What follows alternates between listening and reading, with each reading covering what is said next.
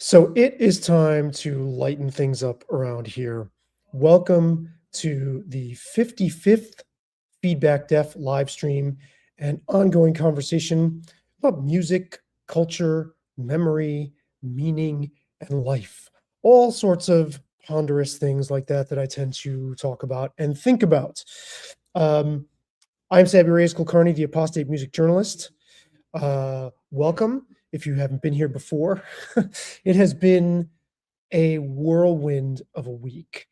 And, it started with on July 4th, the evening of July 4th, late at night, like after midnight on July 4th, 7 people, most of whom were under 18, most of them were kids, were shot on this like main drag, like bar with this strip of bars, and this area downtown in the city I live in.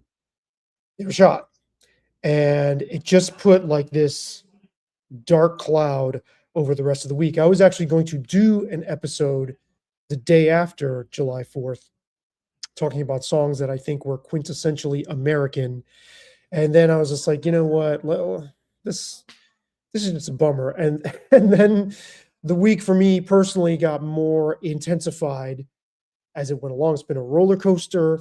There's been some existential threats. I've learned several things about myself, including the hard way.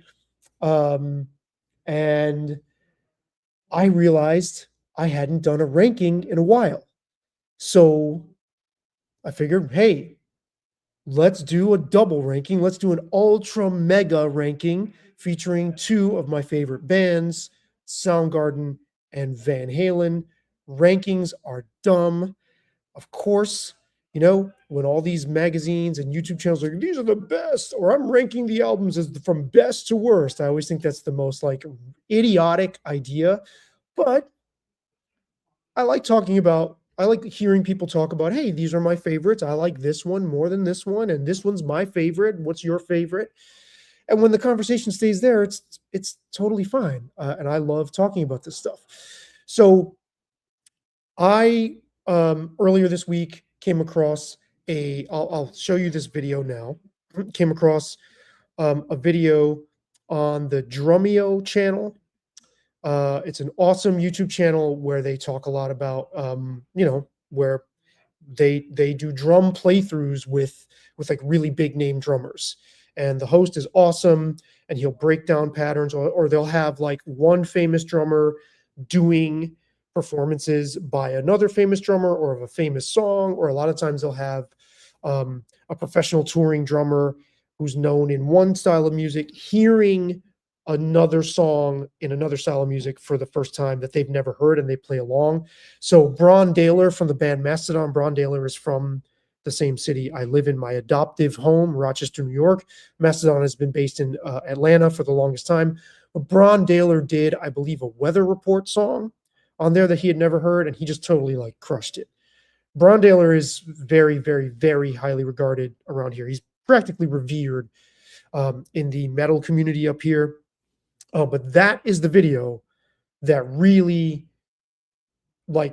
it really solidified my appreciation for his drumming. Anyway, Drumeo did this video, which I'm going to play. Oh, shit. Wrong video. Drumeo did this video, which I'm going to play without sound because I don't want to get pinched for copyright. They did this video on Alex Van Halen's drum introduction to the song Hot for Teacher, the iconic song off their iconic album 1984. The video was like a big MTV phenomenon. The release of this Van Halen album perfectly lined up with the ascension of MTV. So like when bands like Duran Duran and Madonna and Tears for Fears and all these other bands that were making this huge impact via MTV, at that time, Van Halen got in on it with one of their most iconic videos with like these kids playing versions of themselves. And, the rest, as they say, is history. 1984, largely on the strength of this song, Hot for Teacher, is one of their biggest selling albums. It is diamond, certified diamond in the States, which means 10 million sold. Actually, I believe it might even be more than that. So that album and their debut album from 1978, their self-titled debut, are their two biggest sellers. A lot of the drummers in this video talk about how, it's so strange that this party rock anthem started with this wild, incredible drum figure that they break down in this video. This is the whole inspiration for what I'm going to be talking about today, because I had never given that drum intro a second thought, and I don't want to play it because I don't want to get copyright pinched. But if you know the band and you were even halfway conscious and anywhere near a radio or a rock radio station or MTV during that time period, or really at any point in the last 40 years since then, you know this song. And it starts with I can't even do it. It sounds like a drag car backfiring, waiting to like just screech away. That's what it sounds like. I like the song. I had never given any thought to the drum part. To me, it just sounded really dumb. And for a band I love so much, who are totally a party band, that was a bridge too far for me. I was like, nah, this just sounds like schmaltzy and Vegasy and kind of stupid and musically kind of worthless. But the drummers in this video explain and break down actually how complex the part is, to the point that nobody knows whether Alex Van Halen actually played it or whether he played it as one fluid, like holistic performance versus overdubbing the different sections. And they delve into the mystery, including Greg Bissionetti, who played with David Lee Roth, including Wolfgang Van Halen, who was in Van Halen in the latter day, post their reunion with David Lee Roth. And it's like this big mystery. And somebody points out, I think it's Greg Bissionetti, he goes, when I was learning the song for touring with David Lee Roth, you hear a stick click. So that says to me, he played it. And when you break this thing down into its component parts, it just, again, it sounds like a car, like a big stupid muscle car, like it's like the band is making fun of themselves in this song.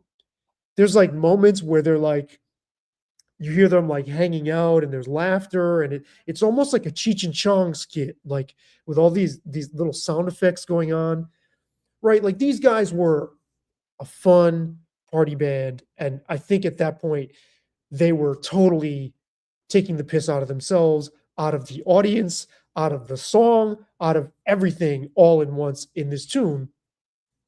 But he was influenced by Billy Cobham, like jazz fusion players. Billy Cobham, Simon Phillips, one of the drummers in this video says it's like Simon Phillips meets Billy Cobham in tribute to Gene Krupa, the jazz giant drummer of the giant of jazz drums, of big band jazz drums, Gene Krupa.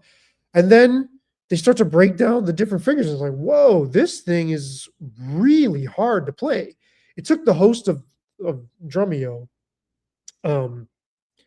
like a lot of attempts. He said he'd put off making this video for 5 years because it would be so challenging. And Bron Daler of Macedon, who I've mentioned, gave like the ultimate insight in the video. I'd really, really recommend it. I didn't link to it in the description. I will add that later.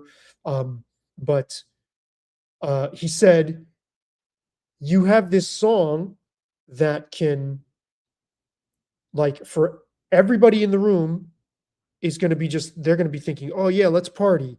And then for the one drummer sitting in the room, they're going to be breaking it open like it's this complex calculus problem. And what other band or what other song gives us an example where it balances those two things, where you've got this thing that's basically like musical rocket science and party, do a keg stand in the same song. And I think I mentioned this already, but the drummers were like, look, when we heard this on the radio and I'm a young kid, I hear this drum solo introduce a song for a while before anything else kicks in. that's a big deal. That was meaningful to a lot of people. It went completely over my head. Now, I appreciate the daylights out of Alex Van Halen's playing. They talk in that Drumeo clip about how he does double kick drum pedal. He can swing with his double kick. So, or he can swing with his feet, basically with both feet. So double bass swing.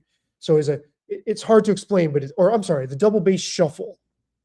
And they're like, oh, he's the master of that. Nobody else did that like him. And I kind of find double bass shuffle a little bit excessive for my liking, but I'm a huge fan of his playing. I wouldn't say huge necessarily. I really, really, really appreciate his playing a lot. He had a really idiosyncratic style and could often come across as kind of a meat-headed drummer, and there was a lot more going on, and there was a strangeness, like a distinctive cadence and mind compositional approach to his drumming that belies how kind of muscle-headed it sounds at times. Now I'm going to play you this. I'll play you this tiny bit. Where am I here? I'm going to play you just a touch of. I'll play you a touch of this live show, like just to give you a little introduction.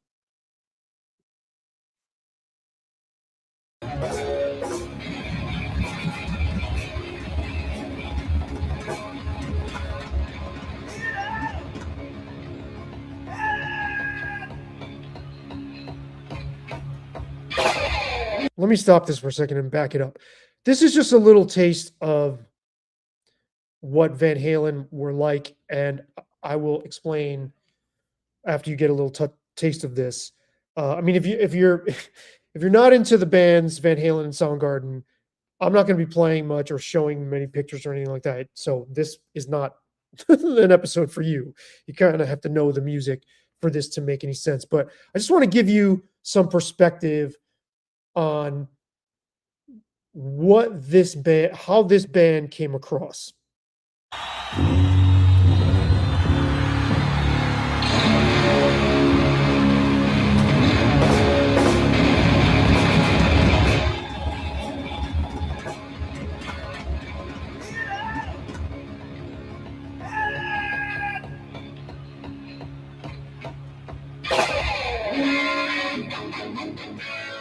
Everybody out!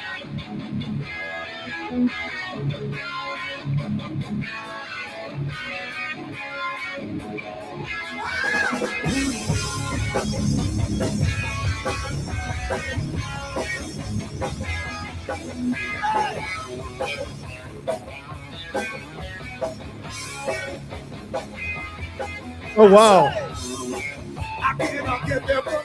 Wow, he messed up. I never noticed. I never noticed that Eddie Van Halen messed up that like the entrance into the song, into the verse there. So that's a little taste. After this Drumeo video, after I saw it, I emailed it immediately to 6 guys from my college days at the University of Rochester. I've got this really awesome situation where the 6 of us have been continually communicating via email since they all left this town, and at least twice a week on average, at least we're in touch about something, usually music. And I emailed them the video and I was like, did Alex play this? It's funny because 5 of us love Van Halen. All of us love Van Halen. Love Van Halen, except for one of us, our friend Alfred, who hates them. And I was like, he absolutely hates them, and he's like, you fools are always talking about Van Halen. He has to endure, because Van Halen comes up over and over and over and over in our email threads. I mean, they're the band that probably comes up the most. Van Halen, Rush, Metallica, Uh, I'm trying to think of who else. Zeppelin, maybe. So he has to like put up with it, and I think he's probably amused by it. But I sent an email when I saw this video. I was like, "Is it too early in the workday to send you guys an Alex Van Halen video?" And he was the first one who responded. He said, "Yes, yes, it's too early. Schedule it for 30/26." So that was funny. Shout out to Al, my dear friend. Um, I played that little live clip for some understanding. I don't know if it came across, but in the wake of sharing the Drumeo video about Hot for Teacher, I started a side conversation with one of the guys in that email thread, a very, very dear friend of mine who I mention all the time on this channel, my friend Mike Nugent. And we've been talking about Van Halen quite a bit. And it occurred to me, I was like, were they the most intense rock band ever? There's like when I hear, especially when I watch live clips from their classic period from 1978 to 1983/84, the the overwhelming sensation I get from that music is just that it's on fire. Like they had such an incredible energy that I don't think anybody else in rock music matched. Now you get more extreme and heavier bands, right? You get, like your Metallica, your Iron Maidens, and then your Metallicas, and then your, Death Slayer and death metal and grindcore and all that stuff. But within the parameters of just meat and potatoes rock, like what you would just call rock, that doesn't tip over into metal. I can't think of a band that is more ferocious and fiery than that. There is a complete live concert on YouTube. There are a few, but there's one from 1983. It was the last date they did that year before making the album 1984. And the quality is not that great. The sound, the video, it's like a flimsy VHS style um, film quality, and it just like burns through your screen. It's like being in the path of a flamethrower, just like it's like, wow, what motivates that? Like how did those guys sustain that for so long? How did they feel the drive to keep their energy at that level? And cocaine was in the picture for sure with them. I mean, this is not a secret. But one thing I've always said is, yeah, the Eagles were doing cocaine too, and they didn't get that. Fleetwood Mac were doing cocaine. Everybody at that point, Aerosmith, Black Sabbath, they were all coked up, and nobody got close. It's like watching the afterburners of the jet engine of a fighter jet, like on an aircraft carrier, just like glowing. Like when they turn on, it's just like holy. And then when it just gets this propulsion, just like like blasting off. This is what that band was like. I never saw them live in that configuration in their classic lineup. I am just too young, because I would have been 10 or 11 when they were touring behind 1984, and I didn't start going to concerts till I was 12. My mom took me to one concert, Stevie Nicks and Joe Walsh. That was my first concert ever. My mom took me to that, but I just missed Van Halen by that much. But I did witness the phenomenon. I was at a friend's house and saw the video for Hot for Teacher on his TV in his living room. And I remember that album taking over, and them just becoming this, like they were a very popular rock band, and then they became a superstar rock band on the strength of that album. So I thought I would do a ranking. And in that same spirit, I just posted my recent monster length interview. It's like a 2-night sit down with Soundgarden lead guitarist Kim Thayil. That is on the channel. That is linked in the show notes. And I thought, you know what? I'll just do a ranking of theirs too. Why the hell not? It's been a while. So rankings are dumb, but that's why we like to do them anyway. So before I do the Van Halen albums, I want to talk about my 20 favorite Van Halen songs. This was actually going to be 10 songs, but I couldn't narrow it down. And then I had some like ties, and then it was like at an awkward number, like 16 or 17. I was like, well, I can't just leave it at 17. I got to do 20. So I thought I would talk you through my favorite Van Halen songs. And then finally, so I'm going to do my favorite Van Halen songs, my favorite or my Van Halen album ranking, my personal ranking. Then I'm going to do my Soundgarden ranking. And then if I have time, I'm going to do a ranking of 10 hair metal bands that I actually like. I recently applied to be a contributor at a music website. I will not mention them by name. They're looking for a classic rock contributor, and their definition of classic rock is really broad. It's amazing, actually. It goes from everything to you know Donovan or Dion, like 50s girl group stuff, to Stevie Wonder, to like all the way into like heavy stuff, and like funk and soul, and their idea of classic rock is like all over the place, which I love. And they're looking for somebody to cover that swath of music. Is like, that's right in my wheelhouse. um, I had a lot of fun writing the cover letter to them. I don't know, I haven't gotten a response, so I don't know if the answer is a yes or a no.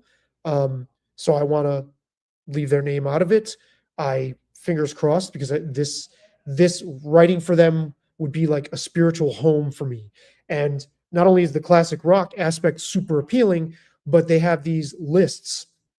And I have a Google document where I just jot down lists, like 10 favorite deep cuts by such and such band, and I proposed some to them that were already on my list, and I made some up anew for them.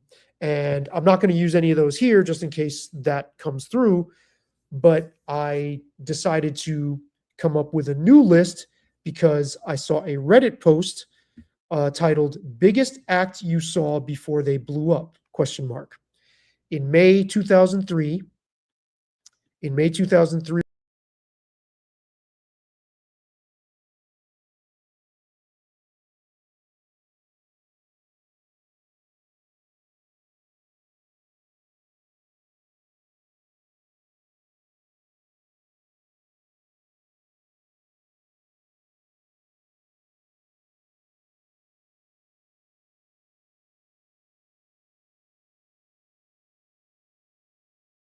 okay, we're back. Sorry about that. My browser quit on me. So I saw this Reddit post, and where did it go? Here we go. Biggest act you saw. Um, Sorry about this. I need no, ignore. All right. So come on. What is going on here? Let's share. Sorry, folks. Biggest act you saw before they blew up? Question mark. In May 2003, I went to an American Nightmare show in Oakland, California at iMusicCast, and a relatively new My Chemical Romance opened. The crowd was not very friendly to them, and most of the sold-out crowd went outside while they played LOL. Every Time I Die, who obviously isn't big as My Chemical Romance, but would now headline any hardcore festival they play and are extremely popular in their genre, was also on the bill. Who is yours? So somebody talked about seeing the band Extreme, and then they got some comments like, "Extreme is not hair metal." And somebody was like, the person was like, "Actually, yeah, they were considered hair metal. I know they may not have eventually been considered that, but that's what they were called at the time." "No, they weren't. I was around at that time." So I was like, "Look, this is dumb." I said, this debate is um, this debate. Here we go. "Oh my God, this debate is so dumb. Those bands were definitely referred to as metal, including Extreme, at least when they released their first album. In junior high and high school, I was an avid reader of magazines like Circus, Hit Parader, and Rip. All those bands were referred to as metal at the time." And then the person who said that was like, "Thank you, of course." So that got me thinking, let me just like put together a list of the 10 hair metal bands that I actually like. And so if I have time, I'll get to that. All right, let me get to my favorite Van Halen songs. I'm not going to be playing much of anything. There's one live clip I have that I'll be sharing for one of the songs, and that's it. But I'll start with the bottom and work my way up to the top. The first one I'll start with is a song called Good Enough, which is the first song off the first album they did with Sammy Hagar after the departure of David Lee Roth.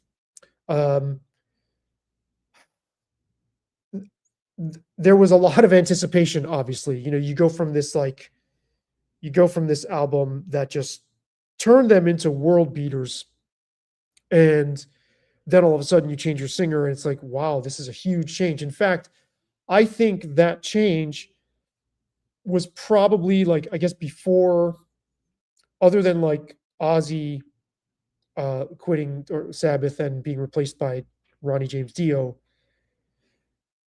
in the big picture of like music and rock especially, but music in general, the whole idea of replacing a singer who is beloved and iconic and is synonymous with your band, I don't think there's a more like textbook case of that than David Lee Roth being replaced by Sammy Hagar.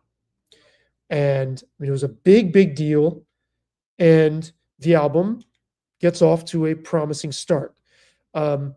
I don't love the way the drums are recorded. I think the production is very thin and synthetic sounding, but it has an energy. It has a reclamation of purpose that I find really, really appealing, and it wins me over. And as much as I didn't expect this song to be on this list. I never would have been like, oh yeah, it's one of my favorite songs. But I find myself like hearing it over and over and over in my head with a lot of enthusiasm after I've listened to it, and wanting to hear it again. It has a way of like hooking me and reeling me in that I really, really enjoy. Moving up to the next slot, I would go with the Van Halen's rendition of the Linda Ronstadt song "You're No Good." This song it's off of Van Halen 2, their second album. Duh. This song is plodding, slow, moody, brooding, and after the fireworks display, the like atomic detonation of the impact this band made on their first album, to start an album with this song at this tempo by a female singer-songwriter, and do their interpretation of that, their sort of rocked up version of it, but still really slow and deliberate, is an incredibly brave choice that on paper I'd have been like, you not about to start your second record with this tune, are you? And yet I think it's a testament to how awesome this band was at making cover tunes their own, and this will recur throughout this list. Hint, hint. They just had a way of turning songs into something that it sounded like something they would have written, even as they were wearing the fact that it was a cover on their sleeve. They had such a knack for that, and I don't think anybody touches them there either. Next, I'm going to go back to their first album, their debut, with a song called "Feel Your Love." I can't wait to feel your love tonight. That's not even the part that stays in my head. The main riff. And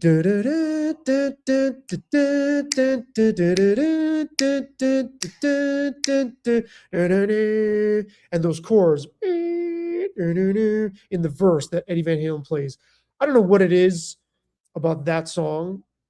It represents the spirit of that first album to me. I just hear that and I just feel so buoyed. I just feel so lifted up by that tune.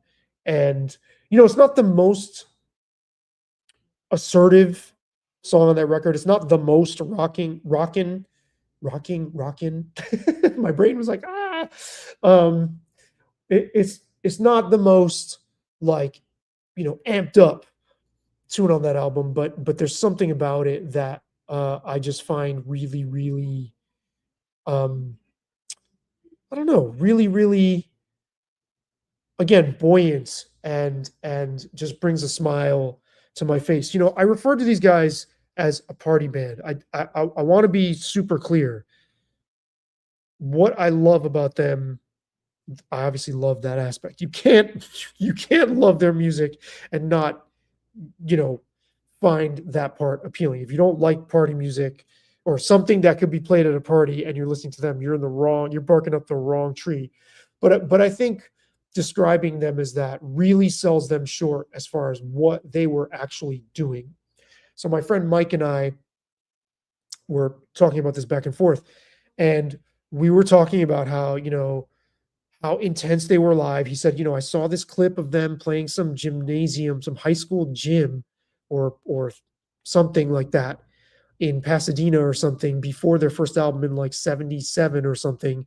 And he goes, and there's one camera, it's all the way at the back of the room.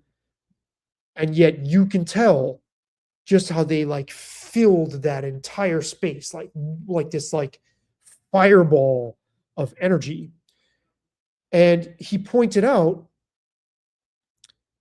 that it's like an incredible feat that they were able to capture that on record, but not have it sound like it was going off the rails or like it was on the verge of, because when you go to see a show, you kind of want to see a band push things almost to the point where it's going to go off the rails. You want that energy level to get just to the edge where it might just like go off the cliff, right? Or break through the barrier and careen off the road. But on an album, you want that more contained. And I thought about it. And I was like, he's right. The band was on 11 in their live show, and all these songs that I'm about to go through on this list, it's like they just managed to contain that and put it in a jar, like he said, lightning in a jar, to the point where it doesn't sound like the jar is going to crack or nothing is out of place.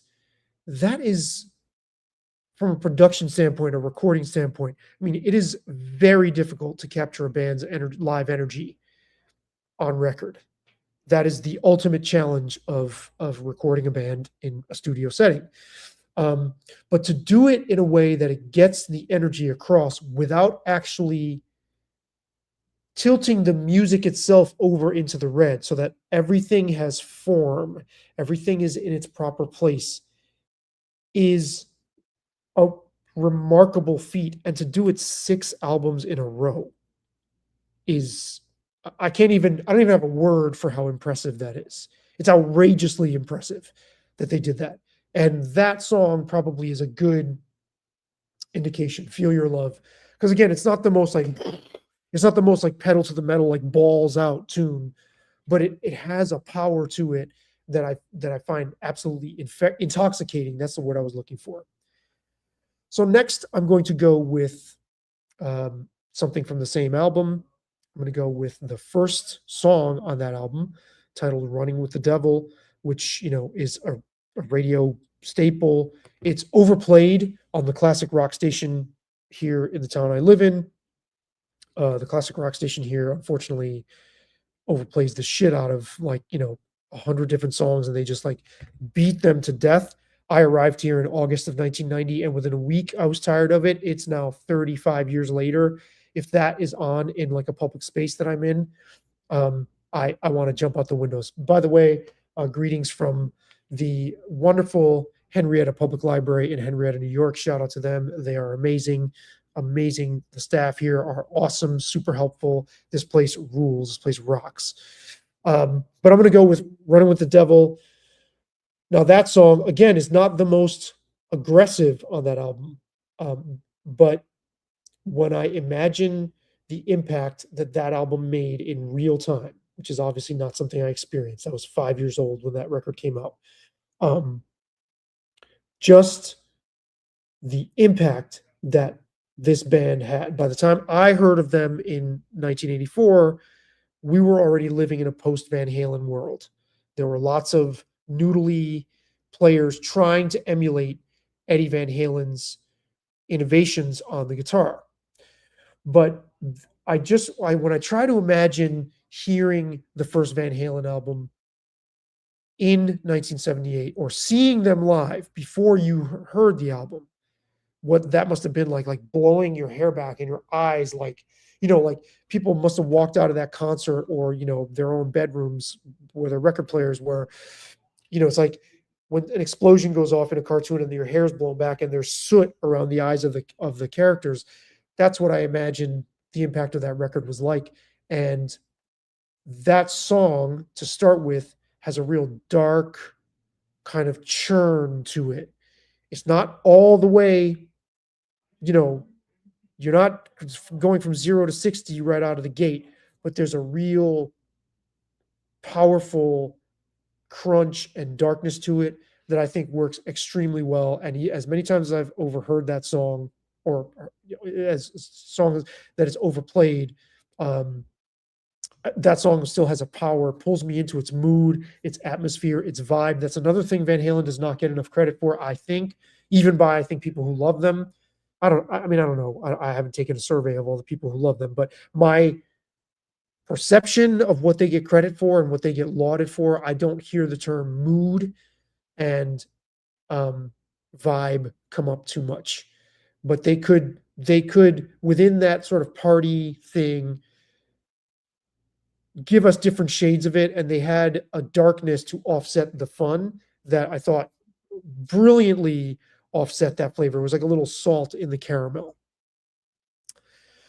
So next, I'm going to go with a song that would be much, much, much higher on this list if it sustained the effect it has on me for the whole song, which it doesn't. It kind of tapers off in a way that doesn't keep me.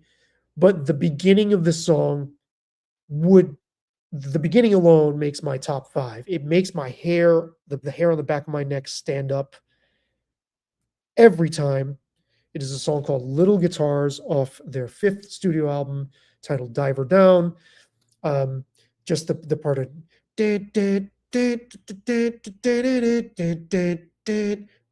that is magnificent. Like, even just thinking about it, I like froze. I'm like getting chills going down my body even thinking about that. Unfortunately, that part does not repeat in the song, so I end up having to rewind it every time. Otherwise, the song would be way up higher. But the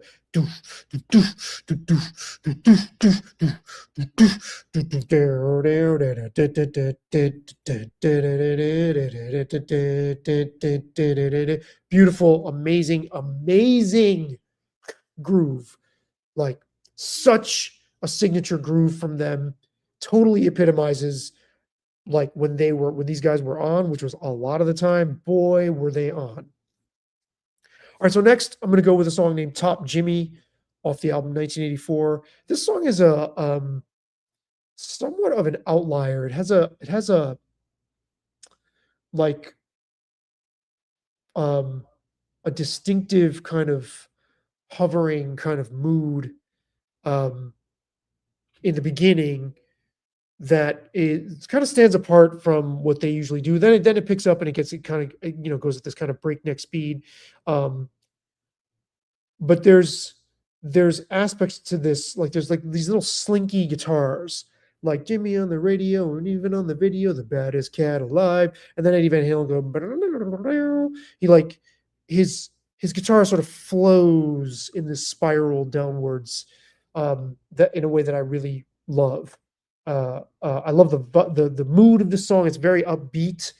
I think it's about some entertainer. I think. I mean, I never really like thought too deeply about the lyrics, but but I think that's what it's about. Some entertainer. Top Jimmy cooks, Top Jimmy swings. He's got the looks, Top Jimmy, and then it goes into that hovering, sort of airy part where the forward propulsion is just like over and you're just like suspended. And that's really, really, really, really cool the way they did that. I should say, for all the credit that Eddie Van Halen gets. I mean, he totally revolutionized guitar. I said to my friend Mike Nugent, I said, you know, after Jimi Hendrix, is there anybody else who we can say had that kind of impact? I mean, yeah, you have your Adrian Blues, you have lots of people who did revolutionize the guitar. But in terms of like mass, like global awareness of the instrument and having this impact for like humanity, right? You've got Jimi Hendrix in rock and then Eddie Van Halen.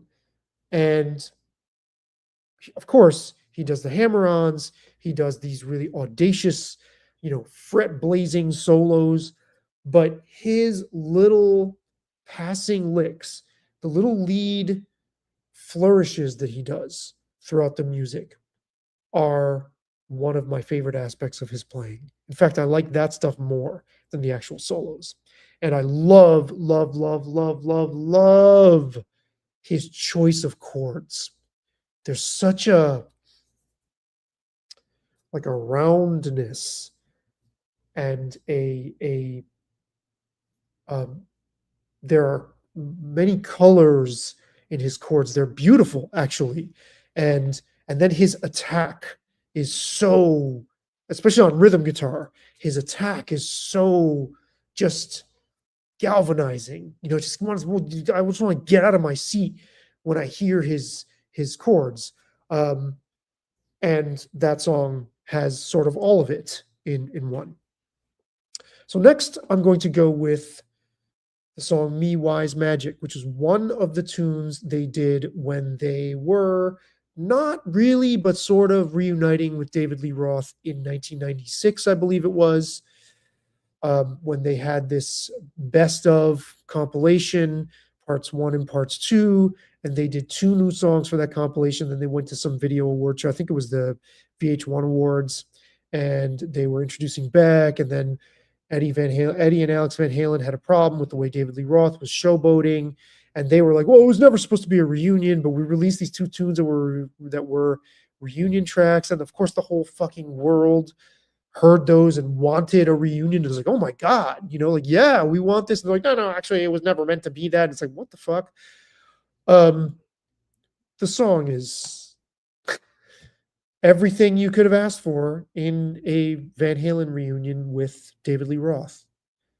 And, more on this later, but it was a real missed opportunity. I don't want to spoil it too much. I can't believe they didn't do that. I can't believe the record label, management, promoters, everybody, a god, wasn't like, okay, guys, like, this is the obvious play here.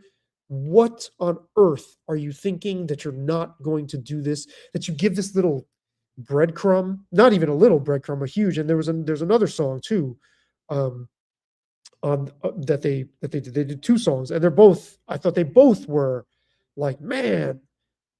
And then you're just gonna let that dangle there and let it fizzle out? Like, what on earth? Like, this is easily, I should do this as a list. Top 10 disappointing moments in music history. This has got to be one of them. Or top 10 drop ball moments. This has to be in there, because this could have been, if played right, a Van Halen reunion would have set the world on fire. The material, the strength was there. You heard it all there in this tune, man. They came back swinging like all guns a-blazing. It's an awesome song. It's a very, I get swoony listening to that. Gotta believe me, wise magic. Like, what are we thinking, people? How does Warner Brothers not go, okay, listen, we're going to hire some paid killers, and we're going to put you in a room and make you do an album, whether you like it or not. This is too big to blow. And they blew it. But not before they left us that amazing tune that is easily one of my favorite Van Halen tunes ever. All right, so next I'm going to go back a couple steps to the Sammy Hagar era. to a song named Black and Blue off the album OU812. I don't know what it is about this tune. I mean, I suppose if I stop and think about it, I could I could describe what it is. It's got this sort of smoky sultriness, totally different vibe from Me Wise Magic and the whole David Lee Roth era. It's a completely different vibe. And that's telling. I mean, they switched one member and the instrumentation felt completely different. David Lee Roth did not play an instrument. He barely even considered himself a singer. Ted Templeman, who produced their first 6 albums, wanted to fire him and replace him with somebody else before making their first album. He was like, this guy won't be able to pull this off in the studio. Thank goodness he didn't. And I believe, I've never confirmed this. I don't know this for a fact, but I mean, I think it's telling that there is not an official live Van Halen album from the David Lee Roth era. I feel like Warner Brothers would have absolutely capitalized on it if they could. My guess is they had to have recorded something, like professionally recorded it with a mobile unit somewhere in their 6-year history of gigging all the time. And that maybe the results just because David Lee Roth, incredible athlete, this, I mean, a gymnast type presence on stage. You look at some of these still photos of what he's doing. He's like way up in the air. I mean, incredible. But you can't do that and sing at the same time when you are already, by your own description and by your own design, a marginally precise singer. But of course, I don't want to just say he was just a showman. I think his voice itself had a quality that is essential. The band had chemistry in spades. My same friend Mike, who I mentioned earlier, he way back in the day used to say, I don't even consider them a band so much as a bunch of noisemakers who are great at making noise with each other. He has since, I don't think he would say that today. I think he really, really does. I know he really, really does appreciate them musically, but it's an interesting window into the way you could look at this band as just like this like ball of blah, blah, blah, blah, wildness that happened to be, reined in and, broken, like a wild horse enough to make actual music. But in any case, what I'm getting at with Black and Blue is that Sammy Hagar brought a different feel to them. It changed overnight, pretty much. It's a little more complex than that, but Black and Blue is something, I don't know, you'd expect to hear in a smoky bar. I really like the way he nailed this fine line between, passion and being a little rough about it. Like, it's about rough sex basically. But not, it doesn't have to be literally that. It's let's do it till we're black and blue. You could see two people who really are passionate for each other say that to each other, and they're not actually having rough sex. They're just saying like, yeah, let's get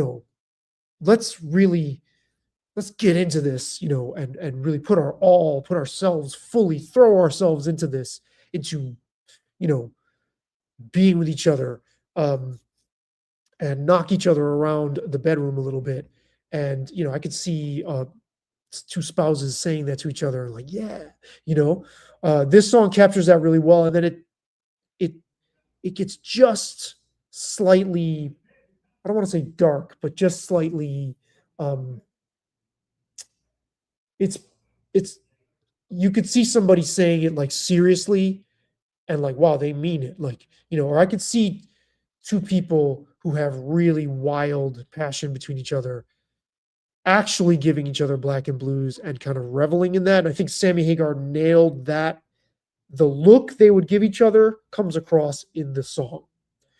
And then, it doesn't even have to be about that at all. It can be about just doing anything until you exert yourself physically and you get bruised up and you feel fucking great about it. Yeah, let's do it. All right, kind of on that note, my next tune is Sinner's Swing off the album Fair Warning. This tune has a groove and a crunch. It's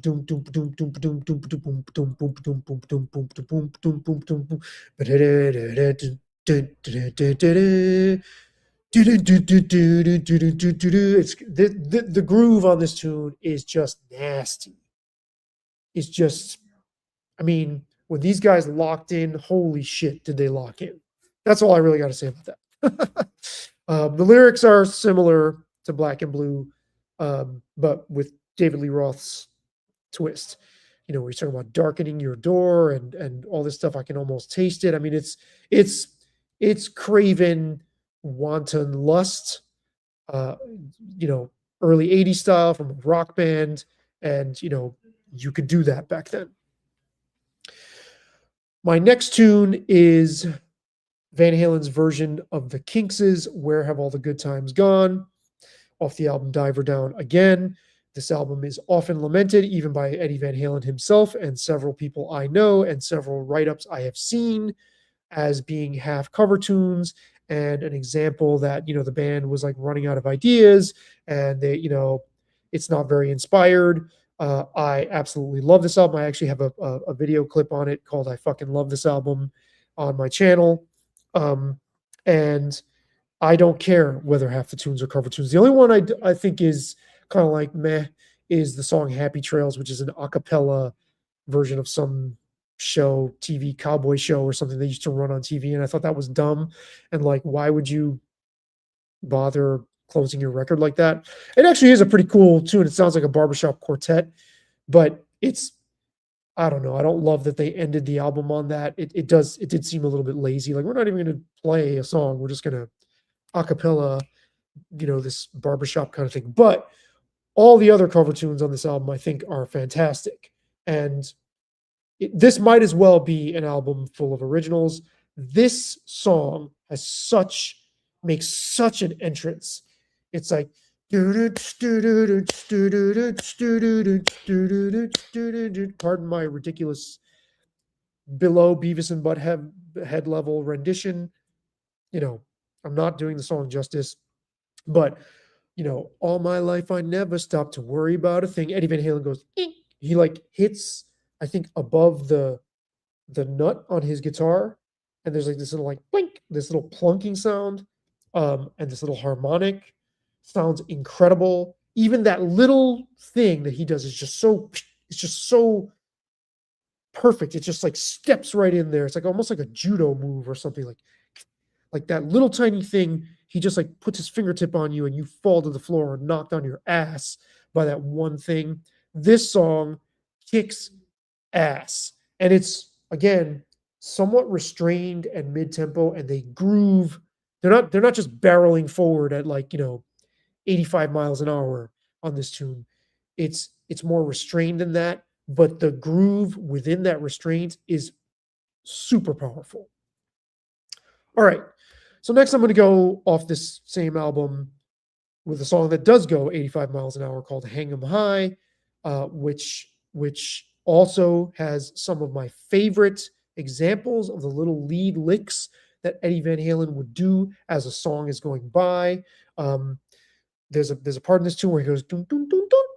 One of my favorite moments in their entire catalog is just that one little thing. You're already blazing, you know, at full speed, and then he does that, and it's like it even higher, like pushes the energy level even higher. And that song is incredible. That 1-2 punch, totally, that album to me like deserves all the credit in the world, and you will see where I rank it in my ranking in a few minutes. By the way, I haven't mentioned, please do hit the like, subscribe, and notification buttons and the hype buttons. Hit all the buttons. I want to hear from you in the comments. This is a monologue, but I love this to be a dialogue. And, you know, want you to enjoy these song lists and rankings. I'm going to be doing these more and more, you know, interspersed with some of the more serious, ponderous commentary. I know ponderous is not a compliment, but, you know, I do that a lot, and we'll be doing more of these as well, provided you like them. Actually, even if you don't, I'll still do them. But yeah, hit all the buttons. You can make a donation to the show. You can buy me a coffee. You can send a direct donation via Cash App or Venmo. Every dollar counts. I appreciate it. I appreciate you. Back to the ranking here. This next, I mean, uh, for this next tune, there's actually 3 tunes all sort of tied. I can't even, there's no point in even bothering picking just one of these or saying that I like one more than the other. I absolutely love all 3 of these tunes. They're from the same album. I'm talking about And the Cradle Will Rock, In a Simple Rhyme, and the song Could This Be Magic, which is another anomaly in their catalog. So I'll go with And the Cradle Will Rock and In a Simple Rhyme. This is peak Van Halen to me. I don't even know what to say about these tunes. I guess I could shed more light on these songs by just talking about this album in the ranking later. Um, the the just the power of in those 2 songs and the stride this band hits on that material is beyond description. I'm like totally stumped trying to express to you what I hear in these 2 songs and just how powerful it is, and a band completely hitting its peak, like going into 5th gear, like ninja mode of like what they can accomplish and what they're capable of. The the the the stride from this music, and it's rocking, and the lyrics are awesome. Now, Could This Be Magic is an acoustic song. It's like them sitting around a campfire sounding like their warped take on that idea. And I would expect that that would sort of be a throwaway thing that they were doing that doesn't, it's kind of like, yeah, okay, it's like a little breath of fresh air, like meant to be entertaining and not much more than that. But actually, I think there's a lot going on in that tune that I really think it matches the rest of the material, and I actually take it seriously. So next, as we close in on the last 1, 2, 3, 4, 5. Okay, wait. 1, 2, 3, 4. We're sort of hitting the top 5 here. I'm going to go with a song off 1984 named Drop Dead Legs. Now, this song to me is heavier, more driving, more full, and more, it has a bigger size to it. It has more of an attack. It has more crunch than pretty much everything else on this record for me. I think this song actually saves this album for me. This and the song House of Pain all together are really much, much, much heavier and assertive than anything else on the record. And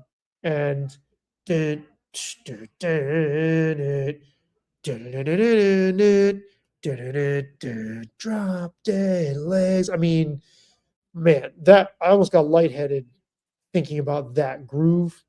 That just it's almost like I never thought of this before, but they're wading into the same territory as AC/DC. It's almost like they're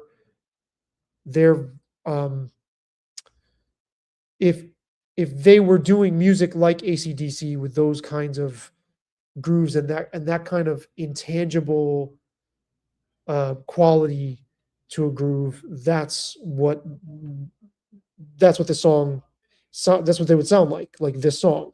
And I just love how heavy, and it's just like it almost shoves you in a way that feels amazing. So next I'm going to go with 2 intros that are not complete songs. I guess you could count one of these songs, but I'm talking specifically about the intros. They're from the same album, and I believe they are the first and second. I know one of them is the first song. I believe I'm pretty sure it's the second song too. I should know this actually, but let me just double check. I am talking, of course, about the intro to the song Mean Streets and the intro to the song Dirty Movies, which are both off the album Fair Warning, Van Halen's fourth album from 1981. Let me just double check. Yeah, yeah, yeah. It is the first and second song, just like I thought. Um, I'm not really including the full songs. I love the songs. I especially love the song Dirty Movies. Um, but the beginnings of these. So I have said for a long time, there's a song on the first Van Halen album, Eruption, that is known. It's an iconic guitar solo, and it's audacious, it's loud, it's got fireworks, it's flashy, it's got tons of hammer-ons, and it's like this roaring. It's like watching an air show on guitar, like a solo one fighter jet pilot just doing all sorts of twirls and shit in the air, and you're like, wow, that's incredible. That has never moved me. Eddie Van Halen is one of my absolute favorite guitar players. Van Halen is one of my absolute favorite bands ever. Eruption has never connected with me. That is the piece of music that is most likely on his obituary, so to speak. Like it's the piece of music that I'm presuming, and I think it's pretty safe to presume, he will always be remembered for that piece of music. That and his name are synonymous, and yet it doesn't grab me. The beginning of Mean Streets is my Eruption. That grabs me. That just that bit of noise that sounds like machine-like. I never realized how influential that little bit was on my own guitar playing until years later, and I was like, oh wow, like that really like planted something deep in my awareness as a musician, and like creatively, and it surfaced in a way that I didn't even notice and was like always there. And I went back to it and I was like, wow, okay, that's pretty cool. Now I have no idea how he did it. And a friend of mine, another friend in that same email thread I mentioned, he like started to explain it, and I was like, no, no, no, I don't want to fucking know. And Dweezil Zappa has explained it, and somebody else, was it Steve Vai? Somebody else, no, Joe Satriani also explained, hey, this is incredible how he did this. I don't want to know, I don't care. I just like the sound of it. It almost sounds industrial, like industrial music almost. And so along with that, the intro, then we have Mean Streets, then we have the intro to the song Dirty Movies right after the song Mean Streets. And it's just this sublime, lovely, like flowing water of different guitar parts into one another. I was driving back from, I believe, Montreal, and I was driving back over the Thousand Islands, and the sun was like like looked had this like beautiful glow to it, and I was driving a Buick that I once owned, and this big gas guzzling thing, and had the tape of this album in the car listening to it. And as I was going over the Thousand Islands and the sun was like glowing a certain way, the intro to this tune came on, and it was just like, wow, like I had forgotten just how breathtaking this intro is. I can't do it justice, so I'm not even going to try and sing it, but it's like Eddie Van Halen's answer to like placing a bunch of very colorful, beautiful sounds with each other that are all moving around, kind of like watching, neon colored fish in a fish tank. So next, I might as well give you a little bit of a break and um, play you a live version of the next song. Let's go. Wait a minute. Let's go like this. Let's go. Oh, wait a minute. I don't want you to miss it. Come on. Come on. Come on. Come on. Come on. This is annoying. So this gets really aggravating. Okay, there we go. All right. So let's go. Whoop, whoop. I need a producer. If you're out there, let's do it. All right. Oh, the man done fucking around. Hey, no, wait a minute. Nobody okay that with me. Hey, let's go see how we're going. I've been around. I know this song. Dallas, Texas. Now I've seen it all. I've been around the world, searching every corner. Now I found hit the wall.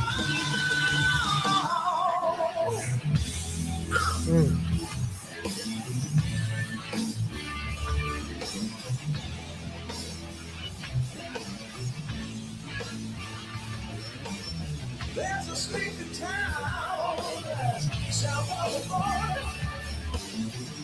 You go there once, you'll be there twice. Lots of pretty girls coming by the dozen. Woo! Say, Mom, one said so make the town look nice. You can show the beach. No, make love in the sea. All right, let's fade that out. Man, that ooh, oh my God. I absolutely adore that song. Well, like we're in the number 3 slot now. This is easily like it's in the top 5, but I love this song so much. um, I can't even put into words like the vibe I get from it. I should say more about this when I talk about the albums, but I was 15 visiting a family that my dad was friends with in Southern California in Orange County, and I was riding a bike around listening to this album, Aerosmith Rocks, and The New Order by Testament for some reason. And there may have been one more, but the feeling of this song to me is one of those tunes that from the summer of my adolescence, like the summer, the just the vibe of summer, it encapsulates that or gets that across so beautifully. Um, I just adore that song. I don't know what else to say about it. And that ooh, those background vocals, just absolutely beautiful. Sammy Hagar could, unlike David Lee Roth, who seemed like a character and was more like almost like a novelist in the way he approached writing lyrics, like taking you into different mindsets and scenes, I guess. I mean, I've never really thought too much about David Lee Roth's lyrics, but then he'll talk about them and I'll be like, oh, yeah, that's kind of, there's a little more going on, sort of lurking under the surface there than I had imagined.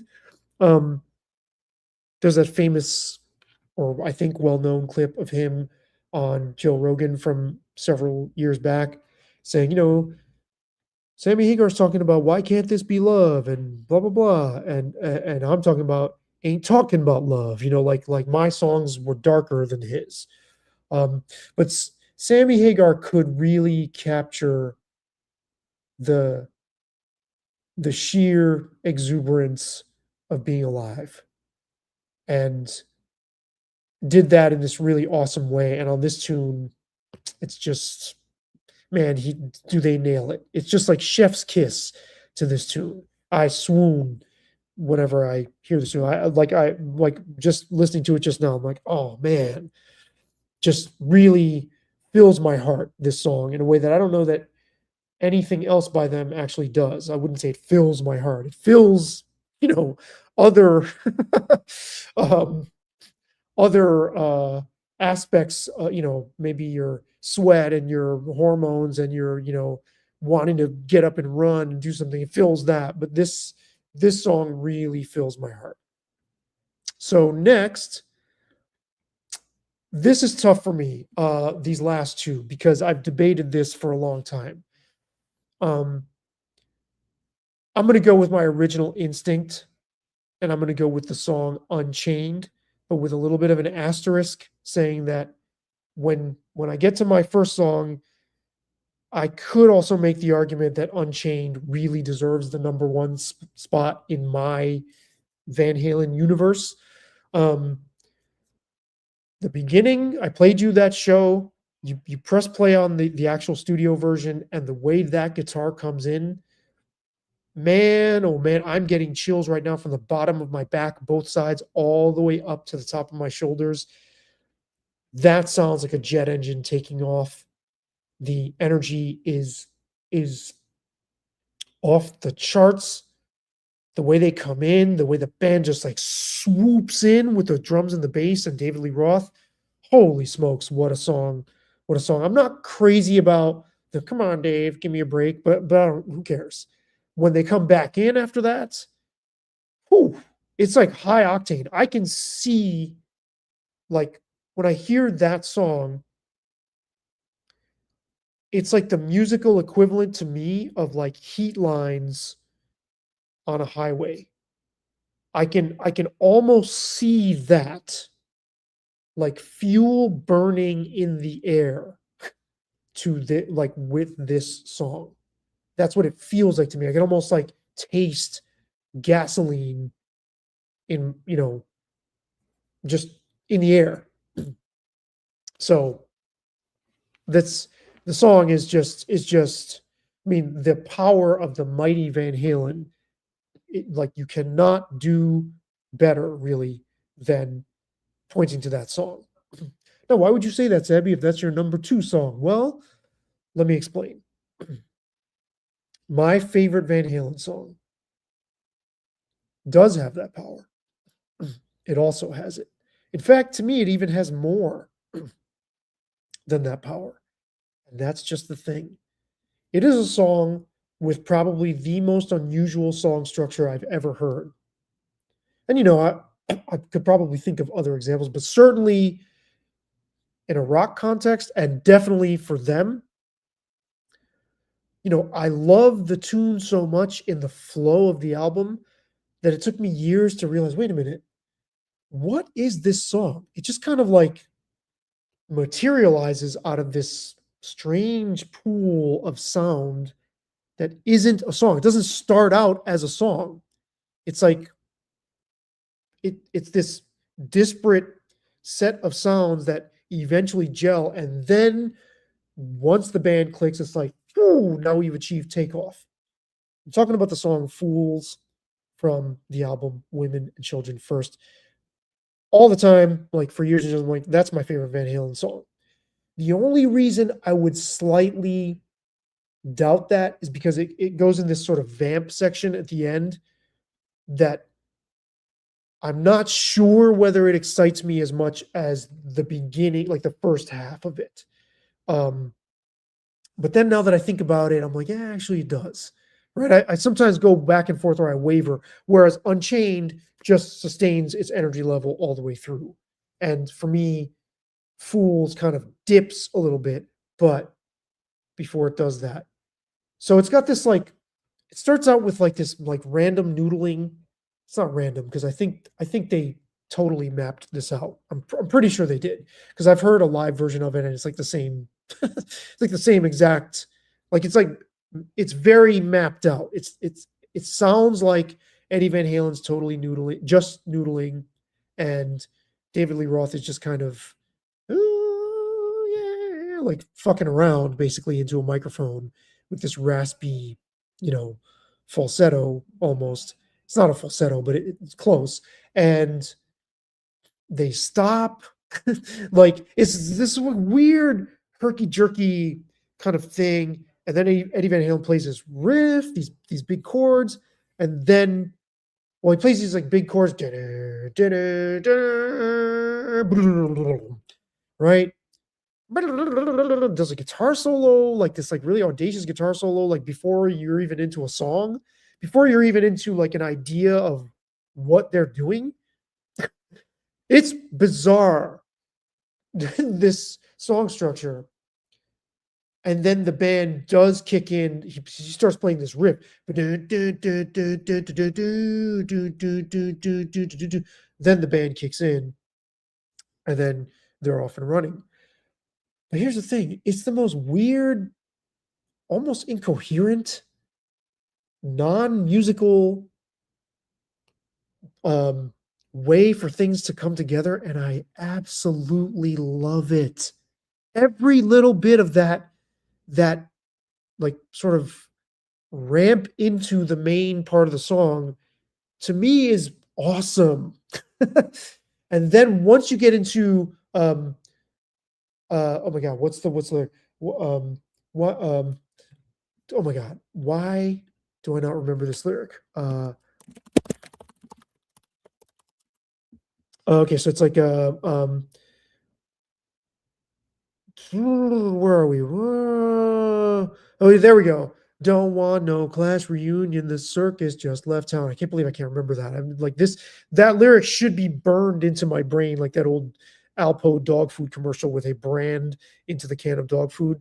But uh, yeah. Um, don't want no class reunion. The circus just left town. Why behave in public if you're living on a playground? When they hit that part of the song, I feel that is so transcendent. I'm just like soaring at 40,000 feet. you know, like it just lifts. Like it sounds to me like a jet going just like that. I can't explain it. It's absolutely, I've used the word transcendent, magnificent, sublime. I've run out of words for what this piece of music does for me. I never would have thought a producer would be like, yeah, let's put this weird sort of jumble of you guys seemingly doing random things that slowly turns into a song, and let's just keep it all in there right smack in the middle of side one of this album. Yeah, okay, let's do that. I can see a producer being like, what are you doing? And yet it works beautifully. It works stupendously. So those are my top 20 Van Halen songs. The only reason I've thought ever to knock fools down a notch against my own instincts is because of the end. But I am so just blasted like by the front half of the tune before it gets to that vamp section. It doesn't matter. Like that is easily my favorite song by them ever, and that's my list. So again, I would urge you to hit the like, subscribe, notification, and hype buttons. Hit all the buttons, and I would urge you to weigh in. What are your favorite Van Halen songs? You can go as many as you want. I don't care if you list 50 in the comments. Let me know what your favorite songs are, and it'd be interesting to compare notes. How do they distribute between the two, or actually three, really four periods of Van Halen? The classic David Lee Roth period, the Sammy Hagar era, the Gary Sharon era, which we will get into, and the post-reunion David Lee Roth / Wolfgang Van Halen era.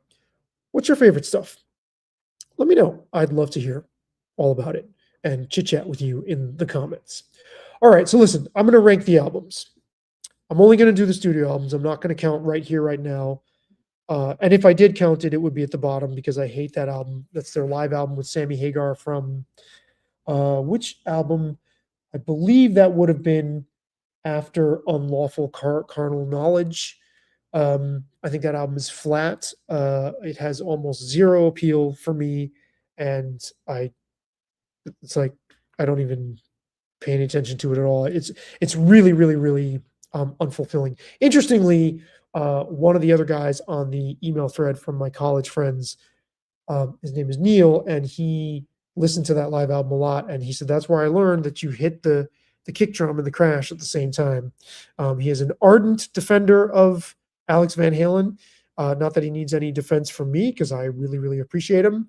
Other than the intro to Hot for Teacher, which I still think is dumb. Like a lot of effort to put into sounding like a car. And even that doesn't even have anything to do with the song or like the lyrics of the song either. Like it's just so goofy. But anyway, he listened to that live album that had a lot of value for him. I guess it has zero value for me. Um, and I think the way it's recorded is not very appealing. And then hearing Sammy Hagar doing the David Lee Roth stuff just does not work for me there. I saw Van Halen in 1988, and I enjoyed that show a lot more than what's captured on that record. Actually, I enjoyed it a lot more than than that live album. I just think it's kind of a throwaway live album. It's not it's very, very unremarkable, and is not in my list of like essential live albums by any means. So at the bottom, like I guess scraping out of the bottom of the barrel, we're going to go to the bottom of the barrel, and I'm going to go with Balance, the final album of the Sammy Hagar era. I hate this album. There's one moment I like on here, a tune named Amsterdam. The rest is just generic, and they like they're like trying to sound heavier. I think kind of like grunge, or maybe not trying, but it kind of rubbed off on them. This is 1995 now, so like um um you know, I think it was inevitable that they would be heavier, but it just plods along endlessly, and I, I, I just don't think there's much there. I'm going to read to you some of Stephen Thomas Earlywine's the All Music Review. I'm going to read you the whole thing actually from allmusic.com. It's a great website, but Stephen Thomas Earlywine is one of their senior writers, and he says Balance tries to open up the Van Hagar formula somewhat. Eddie Van Halen sincerely attempts to improve the group musically by adding more subtle and assured ballads and more fearless rockers. No matter how hard he tries, though, he's weighed down by one of the most predictable rhythm sections in all of rock and roll, which gives each number the same unvarying, deadlocked pulse, completely obliterating Eddie's increased musical sensitivity. Of course, he isn't helped by Sammy Hagar either. With the first single, Don't Tell Me What Love Can Do, Hagar tries to follow the social conscience that served him so well on the song Right Now, which is a single off the previous album. Unfortunately, he can't help himself and slips back to the raucous partying of Amsterdam, the place where they're allowed to smoke pot and stuff. I think that's the end of his review. He doesn't even conclude the review. He doesn't even like bother to finish the thought. He's just like, fuck this, kind of like he bails on the album. They sound really creatively spent on this album, and I can see why their partnership with Sammy dissolved not long after. But I am curious, though, how well did that album sell? Because I don't think they were completely irrelevant. They were not relegated to the margins of relevance during the grunge era. I think they somehow managed to sustain their relevance. And, I think that's impressive in spite of that album. But I just want to check to see, there's the discography, boo, boo, boo, boo, boo, boo, boo, Balance, 1995. Where's certifications? Okay, so in the US, it's triple platinum. That's impressive. Because I think this album is like dead on arrival. It sounds like the band has no pulse. I hate it. Next, I'm going to go from the number 12 slot, because there are 12 studio albums. So from the bottom, number 12 slot, I'm going to go to the 11 slot, the next slot up. I'm going to go with 5150. Although I included a song from 5150 on my favorite songs ranking, this album really suffers.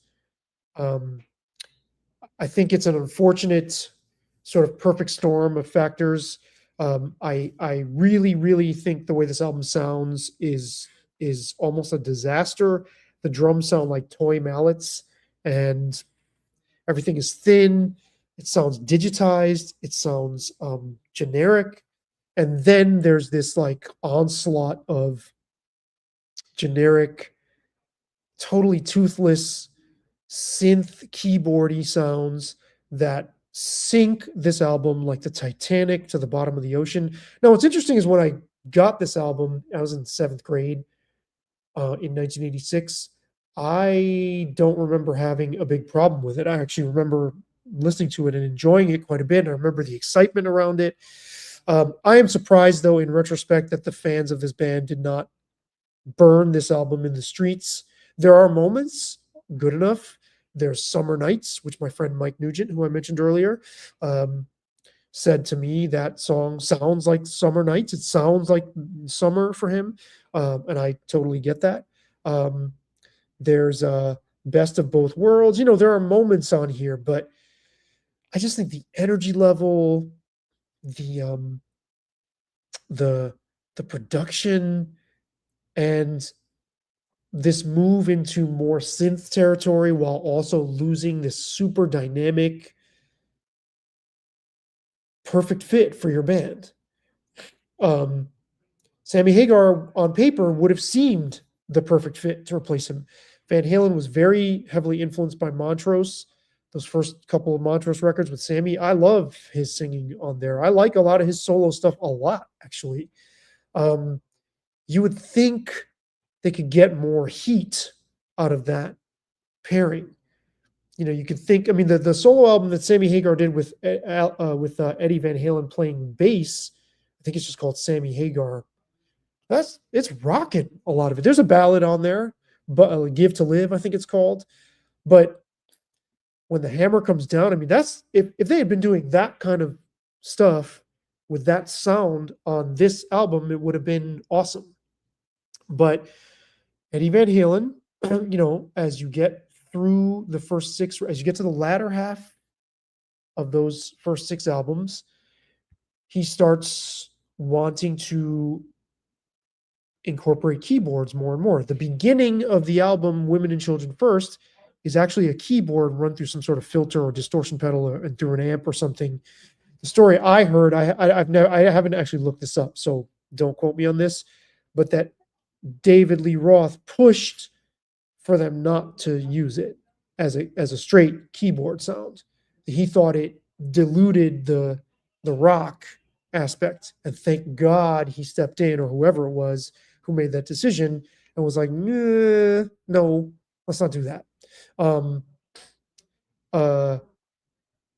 As you get into Fair Warning, there's more keyboard experimentation, and then as you get to 1984, there's a lot of keyboards, and they were already going that way by the time they got to 5150. You can definitely hear the progression towards that on 1984. But then with Eddie having total control, you know, this guitar wizard who's like, no, actually, in my heart, I'm a keyboard player. Actually, I wanted to be a piano player. You're like, what are you doing, dude? What are you doing? I told my friend Mike, I was like, that would be like Michael Jordan saying, no. In my soul, I'm a backgammon player, and that's what I'm going to do.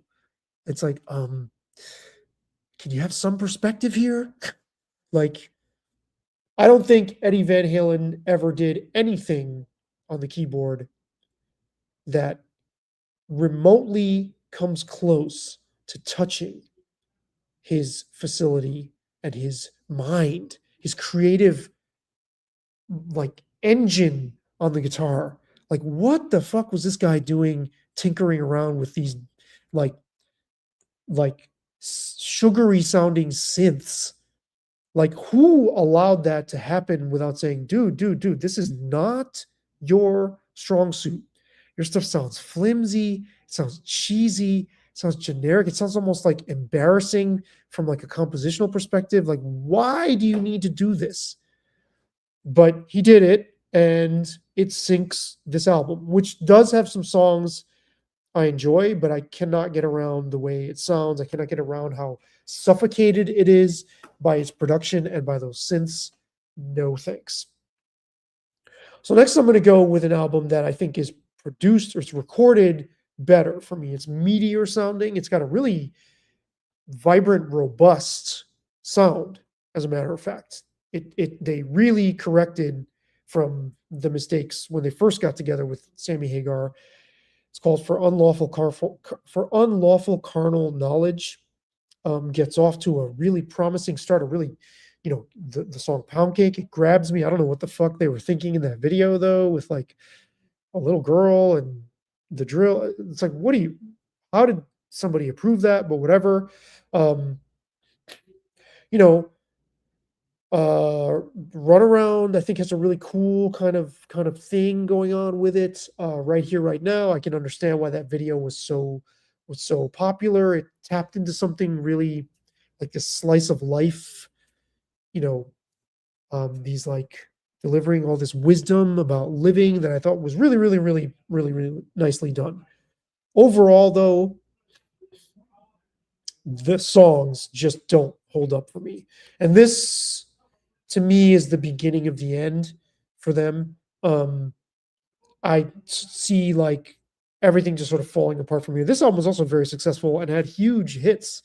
They had more, they had bigger hits, I should say, with Hagar than they did with Dave, which is really saying something. Um, it's actually quite remarkable how they were able to sustain their success after this change and you know still keep their superstar status. And in some ways, they even got more visible, which I think is just amazing. But this album doesn't really do it for me overall, and you know, it's like great sound. I don't love the songs. This is not the band I fell in love with by this point. I saw them after this album, and I wasn't really. It didn't do much for me.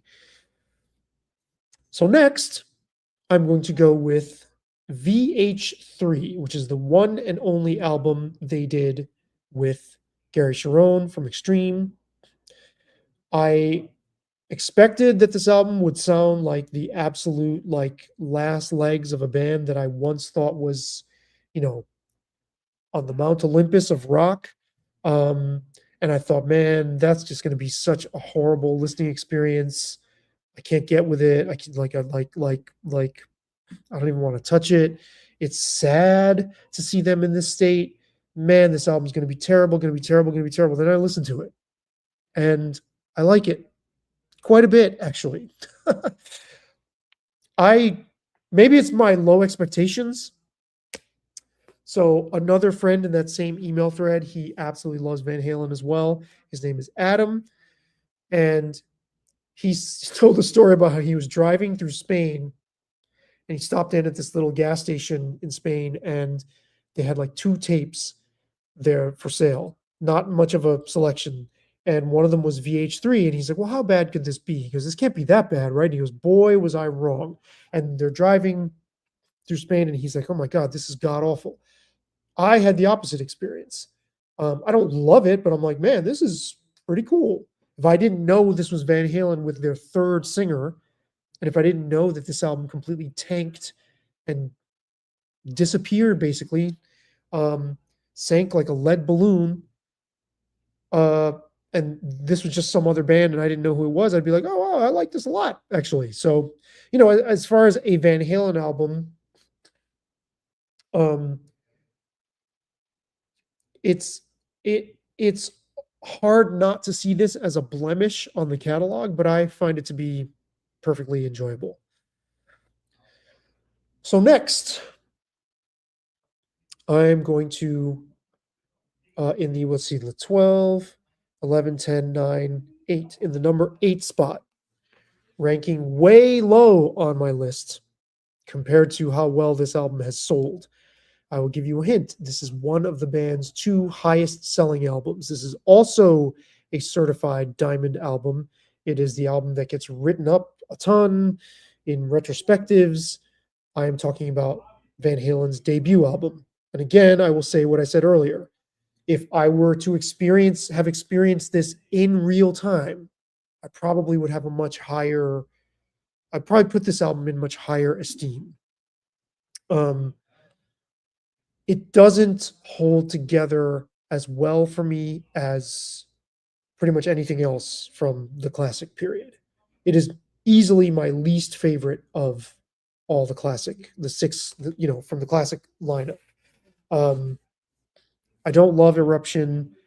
There are aspects of it I love, but they refined what they were doing so much, and they did it in a way that connects with me so much more later that listening to this album almost feels superfluous for me, although I do go, wow, like I do marvel at the impact that it made and recognize that. It just doesn't have that same impact for me. And it's also a little bit um, spotty in terms of the flow for me personally.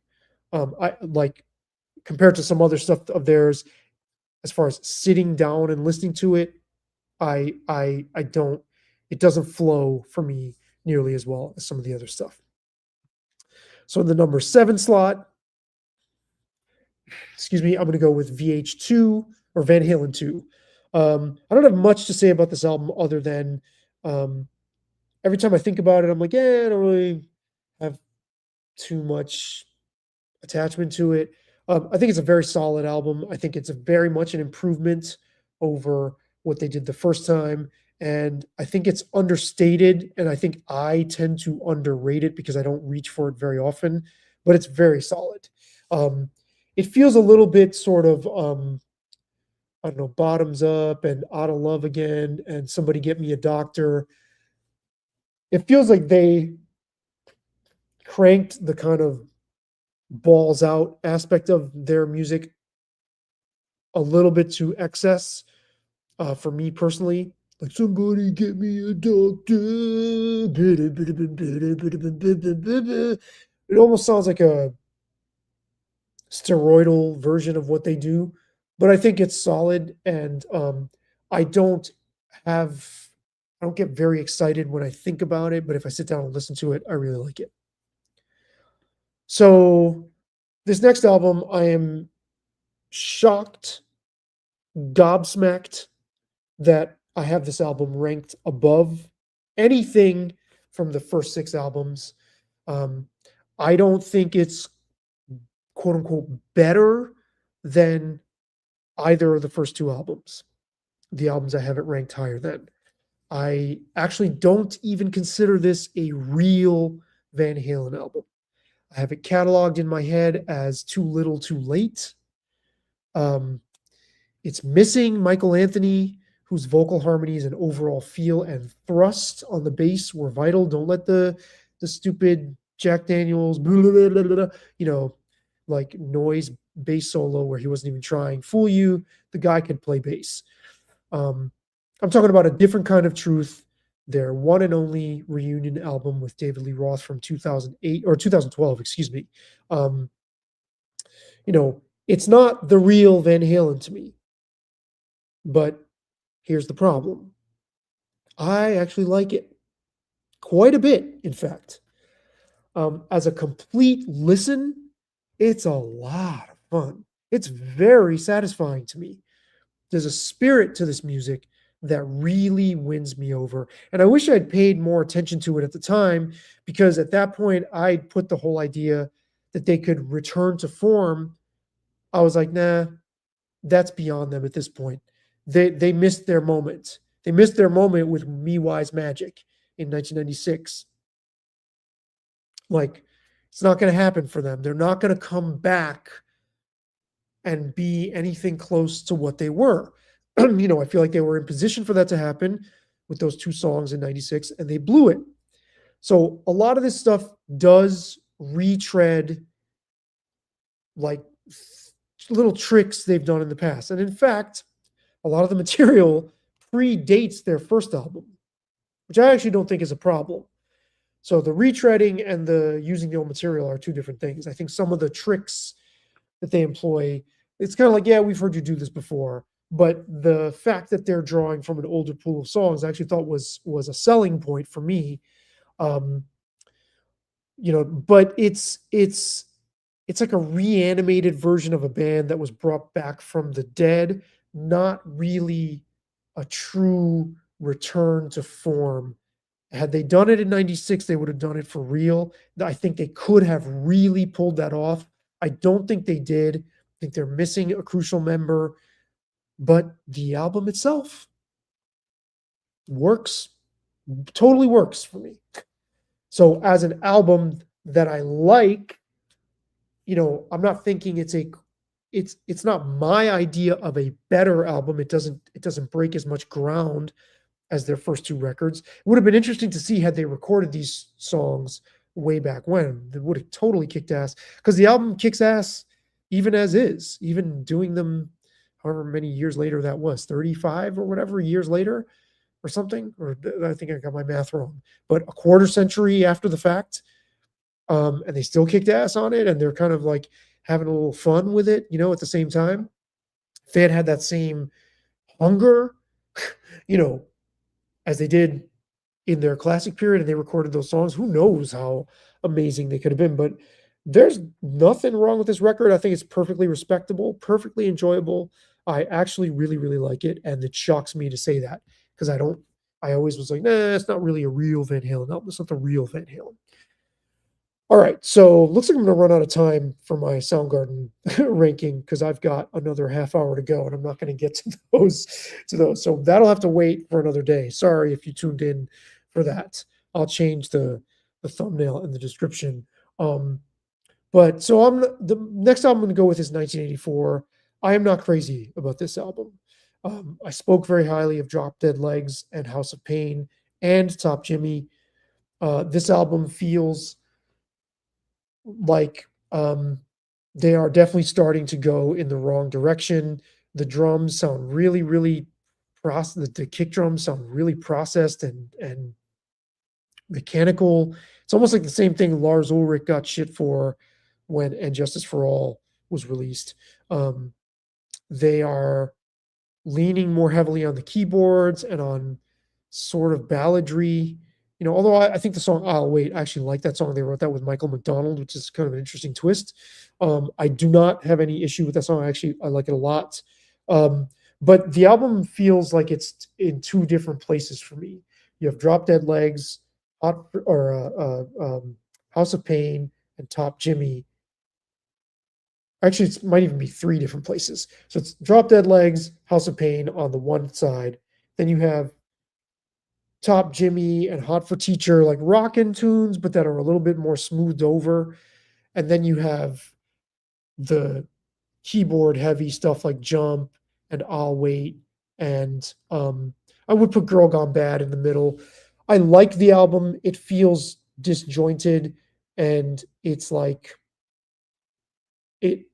I don't love the way it's recorded and mixed. I don't love the production.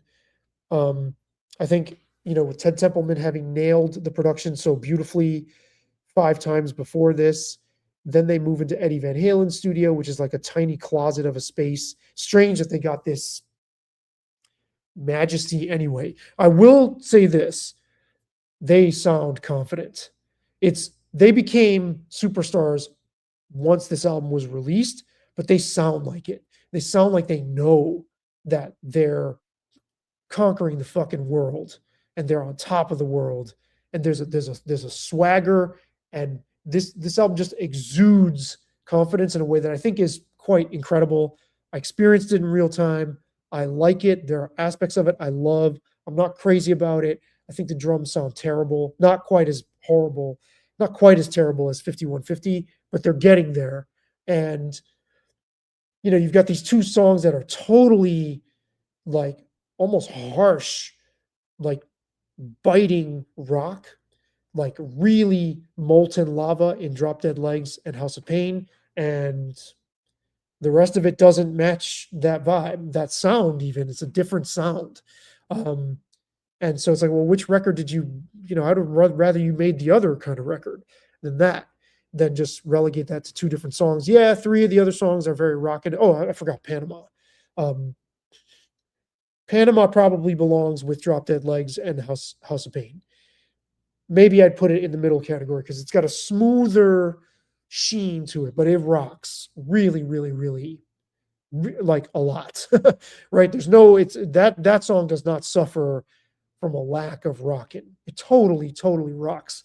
So, I mean, that's quite a few tunes. That's 6 songs that I really, really think very highly of. And then I'll Wait as well. I really like. So it's like, well, dude, you like most of the album. It's the way it kind of goes back and forth between those vibes that it doesn't flow for me. for some reason. I feel like it's a confused album. It's like, which of these albums did you want to make? And so that it suffers for that for me. But certainly there are amazing moments. Um, so next, we're really getting now into the part of their catalog that I have almost no reservations about. Um, I'm going to go with Fair Warning.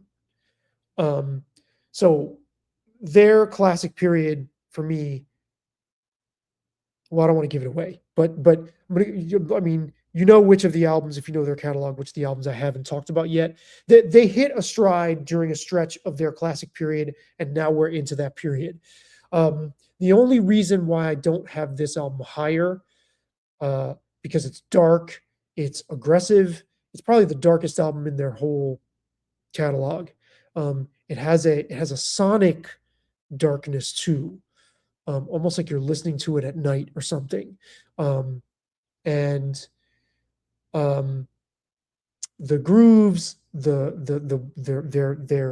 way they're locked in with one another, the assertiveness of the songs, and some of these atmospheres that I mentioned earlier, some of these interludes, it's all amazing.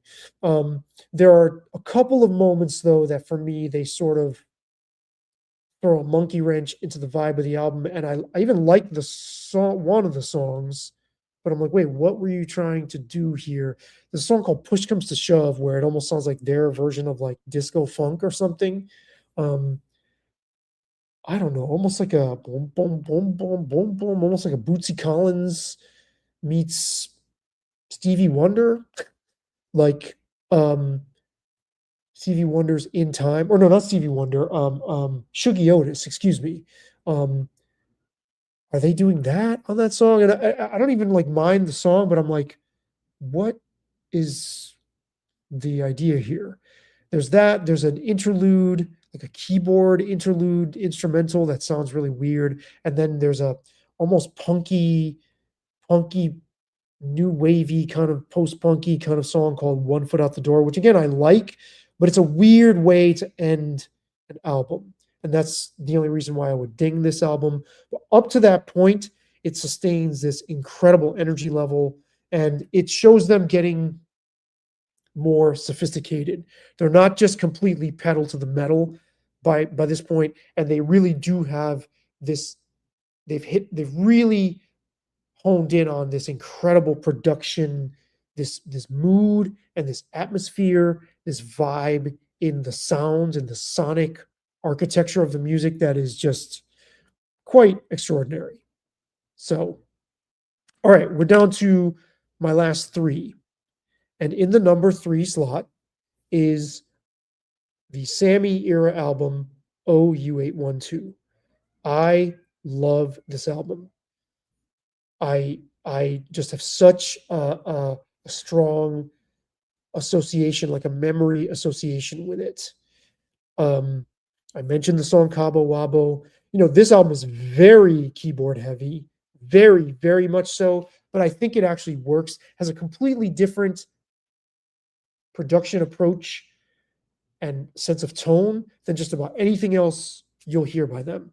Other than the drums sound like Alex, but everything else sounds really, really, really different in character. I don't think very highly of the Sammy Hagar era in general. I don't think they were a perfect match. I think they were kind of mismatched, actually.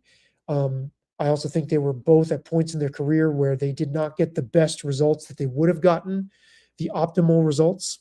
Had Sammy Hagar joined Van Halen way earlier, I think we would have gotten much more rockin' stuff. However, this is their moment of grace for me. This is the exception. I just feel, like I said, swoony and wonderful with this album, in spite of a couple moments that I'm not super crazy about, but it's forever seared to, like, merged with this summer experience I had when I was 15, and I love the music too, and I do love the production, the way it sounds. So it's the total package. I'm really, really happy they made an album with Sammy that I value this much, that means this much to me, and that ranks this high on my list. In the number 2 slot is Diver Down. I've talked about this. I have a whole nother video about this, defending this album. I do not think the cover tunes are a problem at all. I think this band was on high octane, like burning fuel at this point. This album is raucous, it's fun, it's unbridled, it's pedal to the metal, it sounds like California. The cover tunes are great for the most part, other than the very last a cappella tune that I mentioned. And they're just killing it. Yeah, Eddie Van Halen had an issue with this album being all covers. I do not. I think this album is beautifully executed, and they're just flexing like crazy. They sound really agile on this album too, in a way that stands out from the rest. By 1984, they're more weighed down, and earlier, prior to this, they're pushing, pushing, pushing. Here, there's an agility. There's like we can go full speed, we can go full on, but we now can do it in like ballet shoes if we want to. We can do twirls and pirouettes. There's a finesse here to this whole thing that I really, really, really, really love. All right. The number 1 slot by now should be obvious. This album for me is wall-to-wall awesomeness. Now, on a lot of their albums, I feel like they weren't exactly the most prolific band. I kind of feel sometimes like they didn't even put full effort into like recording as many songs as they could have. Like their albums are like 32 minutes. What album is it? I was just thinking about has 8 songs. It's not even, I think it's this one actually.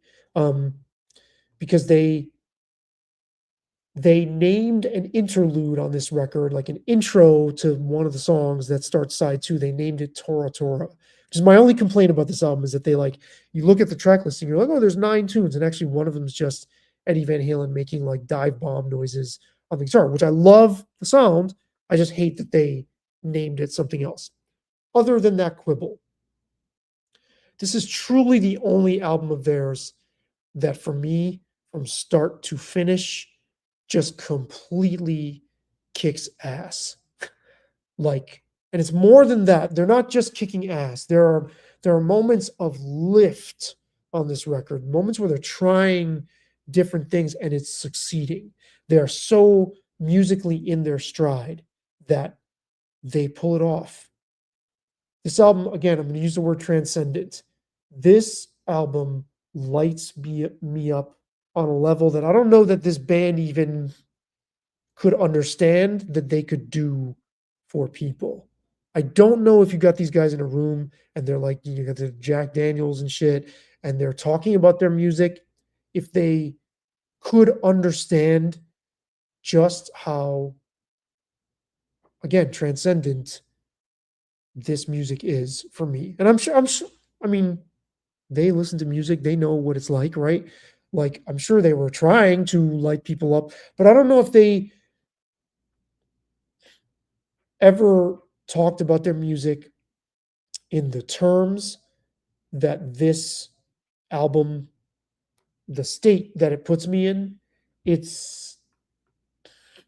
is just, again, I'm at a loss for words.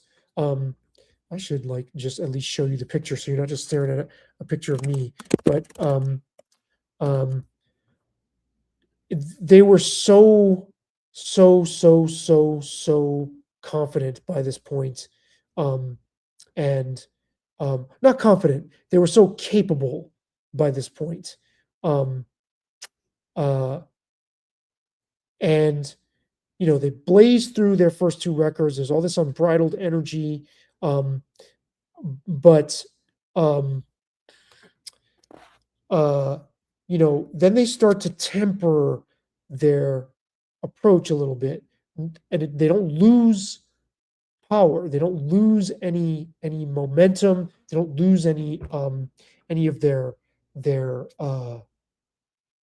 the fire in their sound, but they start to get broader. They start to get more capable. They're more mature, actually. Um, and this just absolutely hits their peak. I put this album on from the beginning to the very end, and it's just a marathon of awesomeness, courtesy of our friends in Van Halen. And that picture on the back cover sums up what that record feels like. Um, uh, that band and that sound to me are perfectly forever, matched. It's like I look at that picture and I'm like, yeah, that band made that record. You can see it oozing off of them, just almost like like like of some vapor or perfume or something. Um, Man, they were beautiful, man. This band, what they captured on this album is a feat for the ages. The only reason why I think this album didn't go down in history as like, oh my God, they actually did this. Like a band actually captured this on an album, and holy fuck. They say that about the first album. The only reason I think this album doesn't get that same like widespread recognition for that is because they did it 5 other times.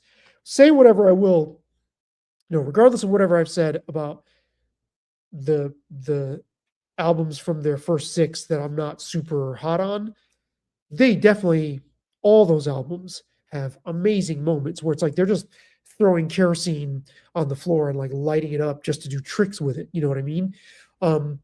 But this album from beginning to end, what they captured, and also how they were at the peak of their power for me in terms of their intensity, but then trying different things. I uh, I don't know that there is a case of another rock album. Maybe Aerosmith Rocks, which I have referred to in the past as, the greatest American rock album ever made. I don't know why I didn't think to put this one side by side with it. Um, other than these 2 albums, is there anything more powerful that you could possibly think of on a record from a rock band? At least an American rock band. Approaching it from an American, from the hips, kind of dirty, street smart perspective. I'm not talking about Zeppelin and these lofty ideas. I'm not talking about Deep Purple or Black Sabbath. I'm talking about an American rock music from the 70s. Is there anything as potent, as high octane as this record? I can't think of one. And my jaw drops at how they were able to sustain it throughout the course of this album. There are times on all of the other classic albums where you're like, man, were these guys watching the clock in the studio? Did they want to get out of there? Were they like, yeah, we got 9 songs. Oh, name the intro of Loss of Control on side 2. Name that Tora Tora so we can have an excuse to have 9 tracks on a record for publishing. Yeah. All right, okay, we're done. I kind of get the vibe that was what was going on. I don't know. I have not read Ted Templeman's book. Producer Ted Templeman, but this album, I don't get that sense. I don't get the sense that there's anything less than what there's almost an athletic glory to this album. Like watching a sports team completely fucking just go on a tear. Like this album is like a sports team watching the Chicago Bulls or something go on a playoff run for the ages in music. And I think that's where I'll leave it. Because, like I said, it's been a whirlwind of a week. I was about to get into, I wasn't about to get into, but I wanted to touch a little bit on what's going on. I think I'll save that for not that there's like, oh my God, what's going on with me? I want you to know. Just there were certain themes worth exploring in the week that I've had. There was some awesomeness and some tribulations and some really, like rude awakenings and coming to terms with seeing your own behavior and seeing, seeing true colors in other people while also seeing the seed of your own, like the energy of you that then that then gives rise to those behaviors. So lots of stuff like that going on, and lots of pressures and great advancements, some projects, deadlines, all sort of rolled into one, getting, being right there on ground zero with like how dysfunctional musicians can be, how dysfunctional families can be, all of it. And I thought, you know what, let's just talk about some albums and some songs. I'm sorry I did not get to the Soundgarden portion. I should have known better than to think I could do 4 rankings in one live stream. I'll get to that. I'll change the thumbnail, change the title of this video, and I will do my Soundgarden live stream at some point during the week. I have it all set to go. But yeah, let's leave it there. I think Van Halen were one of the greatest rock bands of all time. Their energy is unmatched by anyone. They are unparalleled in their ability to convey intensity both on the stage and especially how they were able to harness that on record. And Women and Children First, my number one Van Halen album for my whole life, basically, is, like I said, like watching a super powered sports team go on a playoff run for the ages. This album, for me, goes down in history. I'm, on the one hand, disappointed that the sales don't match what I hear in this record, but on the other hand, I'm like, yeah, that's fine with me. Let people have the first album in 1984 and then the hits with Sammy, but it's the first album in 1984 by far that have sold the most. Let people latch onto those. I know what's up. I know what's up. I know where Van Halen peaked for me, and it's starting with this record, on to the next one, and the one after that. And boy, did they ever hit their stride, and we are all the better for it. And I am all the better for you joining me and for having you to follow along. Please do hit all the buttons.